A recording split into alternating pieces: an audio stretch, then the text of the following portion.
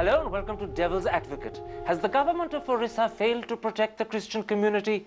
That's the key issue I shall explore today with the Chief Minister of the state, Naveen Patnaik. Chief Minister, nearly 50 days have passed since the killing of Swami Lakshmanan Saraswati, yet the Christian community remains in fear of their life. You still have reports of people being killed, you still have reports of houses being destroyed. Are you unable or are you unwilling to restore order? As a matter of fact, for the last 8 days or 9 days, there have been no violent incidents in Kandhamal district at all. But they've moved to the next door Bodh district. On Wednesday itself, 10 houses were destroyed. On the 3rd, 100 houses were burned down. Well, it wasn't as many numbers as that. And let me explain to you, in the forested areas next to Kandhamal district, this has just happened virtually on the borders of Kandhamal district into the district of Bodh. If you give me a moment, I'd like to explain to you that Kandhamal district is a hilly area, a heavily forested area, and difficult at normal times to police because the villages are small and remote and far from each other. There's also been a very long-standing problem between the tribals of the area and the scheduled castes and other persons. I deliberately did not interrupt that answer because it's only fair that you should have a chance to explain things. Your critics turn around and say that you're using the sociology as an excuse. No matter what the ethnic divisions may be, the killing of Christians, some would call it the massacre of Christians, is simply not justified. You haven't stopped it. I can only tell you that it's been most unfortunate that this communal violence has taken place. Of course, it has to be condemned by all of us, which it is, and everyone else. Let me put it like this. Can you say that you have done everything you could to control the violence, or will you concede that mistakes have been made and perhaps at times you haven't been as tough as you should have been? The communal violence began after the night of the 23rd of August, when the Swamiji was killed. Before that, it's been a long-standing ethnic divide between two castes in that district. Absolutely. So let's then take events as they happened from the night of the 23rd of August. Within 24 hours, you permitted Praveen Togadia to take a funeral procession of the Swamiji's body through 150 kilometers almost of your state, knowing that this would inflame passions and provoke violence. And that's exactly what it did. Can you concede that was a mistake? Firstly, Praveen Togadia was on no procession at all. The Swamiji and he are both members of the Vishwa Hindu Parishad. He just went to attend the funeral. As far as the procession is concerned, action has been taken at the district level. In fact, the superintendent of police has been suspended. But the point is that that procession was an almost replica of what happened in Gujarat in 2002 when the ashes were taken through the state. You knew from that experience that it would inflame passions and lead to violence. Why was that procession not stopped? Why was it permitted in the first place? I repeat again that the Swami was killed on the night of the 23rd of August. The procession began. It was a very, very volatile situation. You do understand we had asked the center for many more forces which hadn't come till 5 days later, but whatever mistakes were made as far as the procession are concerned, it could have turned much more violent and action was taken against certain concerned people. Your deputy leader in the Rajya Sabha, speaking on the Network 18 program War of Words, said that perhaps permitting that procession was a misjudgment. Would you concede as much? Action has been taken against certain people for that procession to have taken place. And let me tell you that as far as the violence is concerned, in our state, more than 1,000 people have been arrested, whether they're individuals belonging to groups or even to fundamentalist organizations. Many of those arrests have actually happened in the last week, not earlier. But let me come to my second point. I'm sorry, you're wrong there. Arrests have been taking place from the very beginning of the violence. My second point is that you're not just Chief Minister of the state, you're also Home Minister, which means that you're doubly responsible for the police. How do you account for the fact that for the first 3, maybe 4 days, the police stood by, permitting the VHP and the Bajrang Dal to attack innocent, defenseless Christians. Even when an Orissa Bandh was declared, you may not have had enough sufficient force from outside the state, but you didn't even redeploy the force that you had within Orissa. The forces were redeployed as quickly as they could be. You must remember, it was an all-state bandh for that particular day on the 25th of August. But we did deploy the forces, and as much as we could keep in Kandhamal district, we did do, and we constantly But did you move requested forces the to center- Kandhamal? Of course we did. Very much so. Nowhere near enough. As far as the state government is concerned, we did move forces. We don't have adequate forces. Why do you think we were requesting the central government, asking them to send forces? Let me give you Which they sent after 5 days. Let me give you an example of what people consider the incompetence of the Orissa police force. The Hindu reports that handwritten eyewitness accounts of the killings naming the alleged killers were sent by registered post to Balgura police station, and the envelopes were returned with the following message written on them: address refused, have returned back. What sort of police force hands back such evidence and such material? Let me tell you, as far as the violence is concerned, which began on the night of the 23rd and carried on for some days, that as far as that violence is concerned, the crime branch of the state police is investigating all those matters, and we've also called a judicial inquiry. All those who are found guilty, stringent action will be taken. The point is that the Sabyasachi Panda head of the local Naxalite force, who has admitted that he was responsible for the killing, has also revealed that the People's Liberation Army left behind 2 letters at the Swamiji's ashram accepting responsibility, and that your government suppressed the letters. Those letters could have diffused the situation. Why did you suppress them? That's absolutely incorrect. What's incorrect? What's incorrect? That the letters were suppressed? Let me be quite, of course, why should the police suppress letters? And let me also tell you, But this is not the first time the Maoists have said they were responsible. They said it at least 3 times previously. There is a police investigation, there's a judicial inquiry. 3 persons have been arrested for the killing of the Swami. The crime branch is investigating the matter. Let them get to their findings. I'm sure they'll get to the truth. Okay, you're laying a lot of store on the process that the police is going through. Let me then ask you a simple question about the nun who was raped at Newgaon. How do you account for the fact that for 1 month your police took no action? For 38 days they were incapable of even collecting the medical report. It seems to the world outside that your state only acted when the Hindu had broken the story. As far as the crime against the nun is concerned, it is a shameful and a barbaric crime. But forgotten about for a month. The moment we came to know about this, that was the time when that officer in charge was suspended. 4 persons have been caught as far as that crime is concerned. Can I interrupt? You say the moment we came to know about this, but actually, forgive me, Chief Minister, that's not true.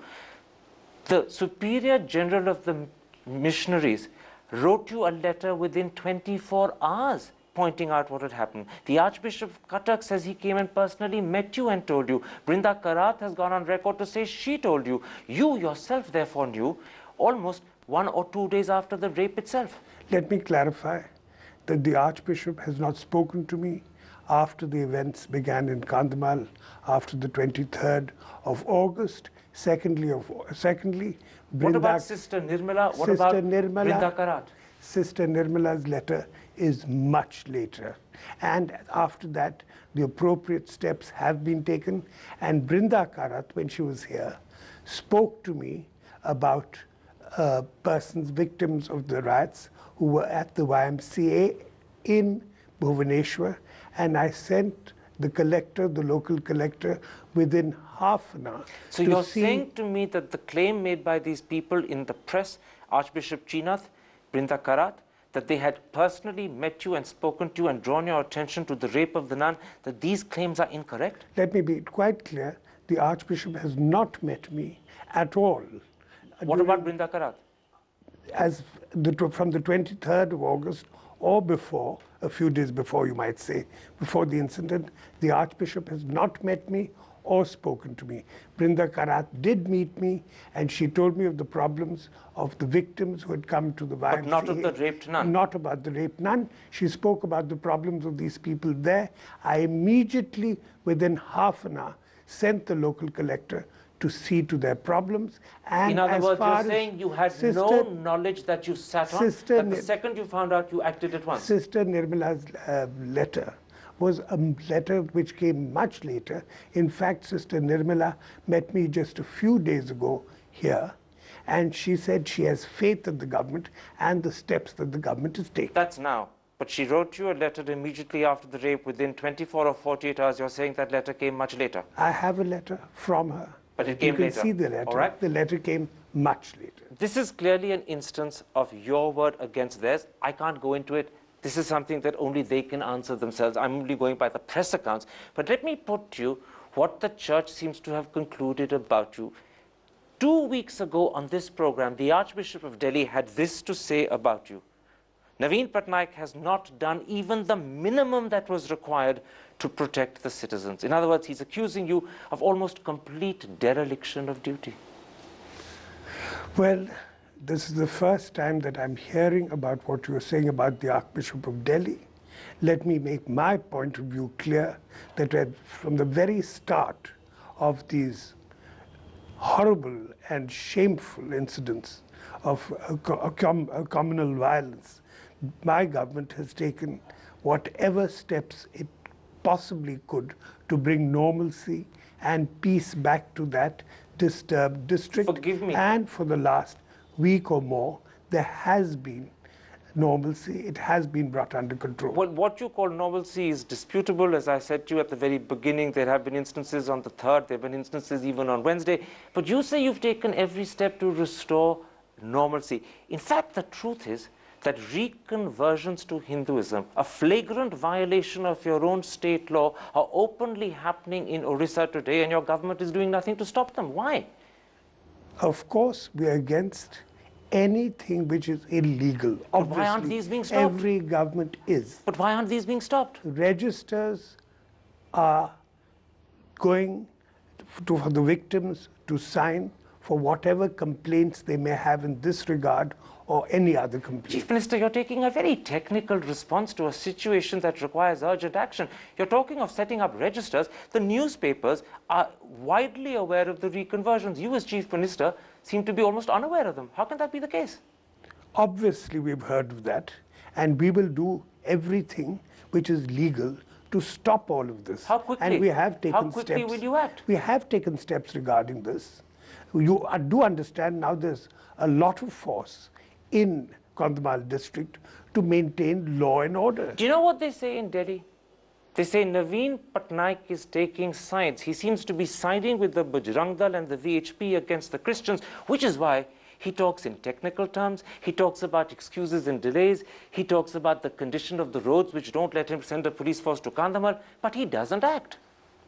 When you say that, it's completely incorrect, because among the 1,000 people, roughly 1,000 people who've been arrested, many of them belong to the organizations that you've just named. You mean the Bajrang Dal and the VHP? Yes. But you've only done it under public pressure, and you've only done it in the last 2 weeks. For the first 4 weeks, these people were free. I have to disagree with you there. It's been done from the very start. Let me put this to you. Given the circumstances you face, and given the fact that the Christian community clearly doesn't have confidence in your government, why shouldn't President's rule be imposed on Orissa? I think that would be totally unjustified and politically motivated. Because I repeat again to you that my government has done everything it possibly could to bring the situation under control. But it's clearly not enough, because the law of the land and the constitution continue to be violated in Orissa. If that violation continues and you're not capable of stopping it, why shouldn't your government be dismissed? We are making every effort to stop it. I don't want to make comparisons, but there have been violent incidents and communal incidents in other parts of India. I don't see why the government of Odisha should be targeted. Let me put it like this. You faced perhaps the most serious challenge of the 8 years, 7 months you've been Chief Minister. Are you honestly up to it? Let me tell you another thing. that in the 8 years and 7 months that you have mentioned, there have been 2 communal incidents in my state. One at the end of last year, at the end of December, again in Kandhamal district, to be repeated now, repeated in Kandhamal district. I told you the earlier ethnic problems which have taken a communal turn after the killing of the Swami. All right, let's leave this subject there. Let's take a break. I want to come back and concentrate on one issue. Has the reputation that you so assiduously built up over 8.5 years been seriously damaged in under 8 weeks? We'll be back in a moment's time. See you after the break.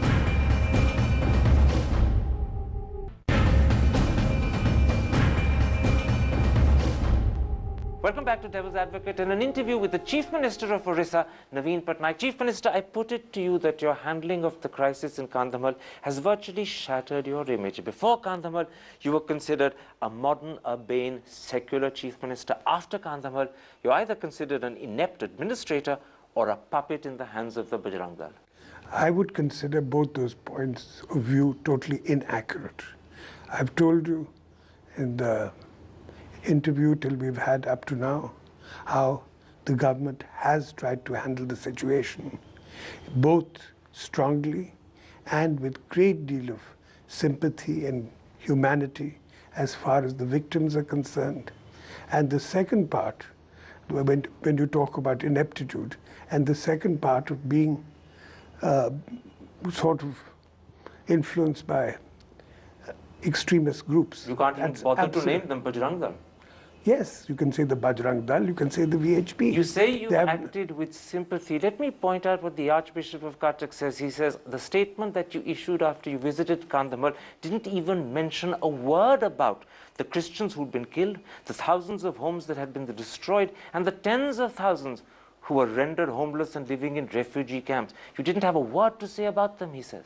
Let me clarify that I went to Kandhamal very shortly after these incidents began. I visited burnt homes, damaged church.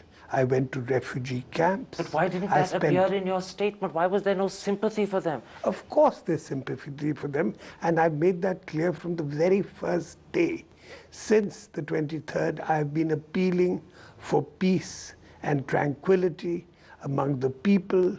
I've been very as humane as one ought to be. You know what the Christian community say? They say if there was one leader in the NDA who they thought would protect Christians, it's Naveen Patnaik. He has a Western education. He has a broad Catholic outlook. But in letting down the Christians, you've actually betrayed your own values. I feel I have not let down anyone in my state, whichever community they belong to.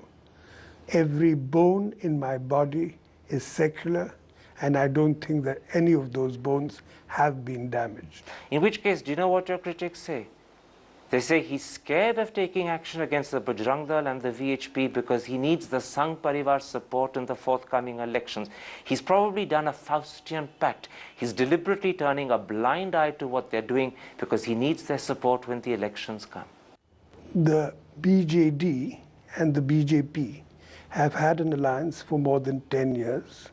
In that there have been a number of elections, parliamentary, in the assembly, also. But you've never been able to form a party without Sangh Parivar support. Your government depends on that. A panchayat election and municipal elections. And let me say, we have remained the majority party by far. But you don't have a majority on your own. You do understand the mathematics of seat sharing, but we are sanguine with our victories in any election. My last question. Many people today are comparing you to Narendra Modi. Many people today are comparing what's happened in Kandhamal to the Gujarat massacre of 2002. Can you accept that? I think that comparison cannot be made rationally by anyone. Have you let yourself down? The world knows you as one of the most modern secular people.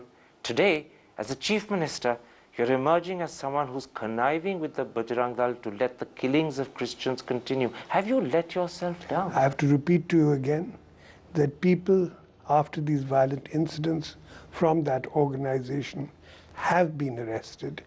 And I'm trying, my government is trying, to bring peace and tranquility back to the troubled areas, and will continue to work towards that. What some people may believe, I cannot help that. My job is to see that peace and security and progress remains in this state. Chief Minister, a pleasure talking to you on Devil's Advocate. Thank you.